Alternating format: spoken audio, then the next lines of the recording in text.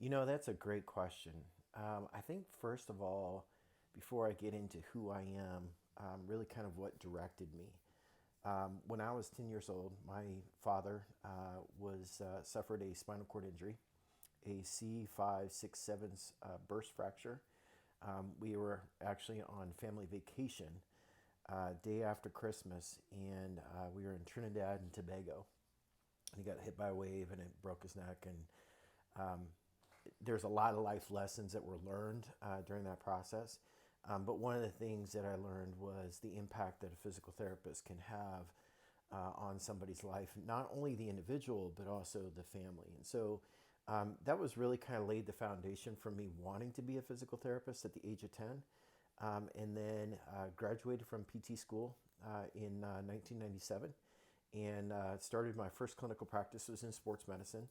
And I was working primarily at that time with overhead athletes, so your baseball pitchers and catchers.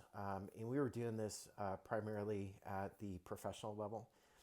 So I was seeing a lot of shoulder injuries, obviously, a lot of shoulder injuries. From there, I started to get a lot of ACL reconstructions. And that really kind of laid the path for my clinical direction really for the next 20 some odd years. I was starting to get a lot of these younger athletes, young kids in who had suffered an ACL injury. And this is back in the day before there was still a lot of research that we have today out about what are some of the causative factors that lead towards these non-contact injuries. And so that really kind of drove me to investigate a lot more around ACL and ACL injuries.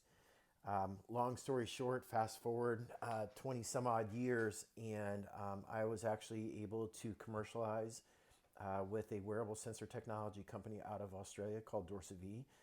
We commercialized the very first 3D motion analysis assessment that could be done in a clinical setting. And it was really important for me, number one, that we be able to properly analyze human movement with a very high degree of reliability. And be able to do this in a way that is efficient, so you could use this in mass physicals, and that it would provide clinically meaningful information. What I mean by that is provide the clinician with information that they can actually change today by the intervention strategies that we do. Since the commercial launch of that product, that was back in 2017, we now have over 450 systems across 5 different countries. It's used in the NFL, it's used in the NBA, it's used in Olympic athletics.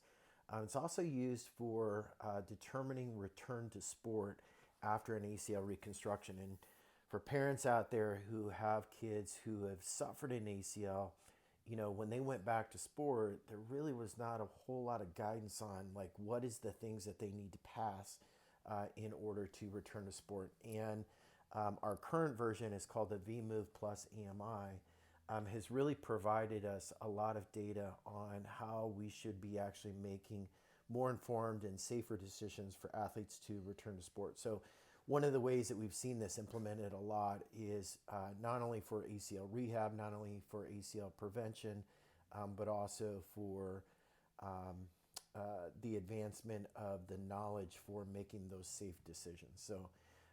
So as a physical therapist, one of the things that I'm constantly driven by is really making sure that I'm pushing the envelope, looking at the latest technologies, looking at the latest science, looking at the latest research, really to provide my patients with an optimal outcome.